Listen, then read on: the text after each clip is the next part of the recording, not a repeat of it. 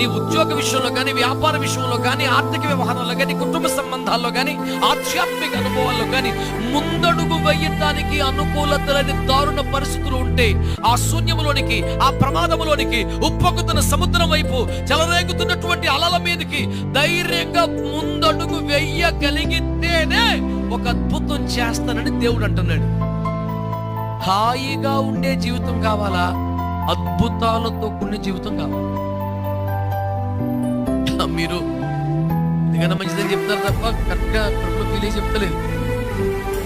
నేను మరలా చెప్తున్నాను బిడ్డలారా, క్రైస్తవ జీవితం హాయిగా ఉండదు, ఎప్పటికీ ఉండదు, కానీ అద్భుతాలతో ఉండదు.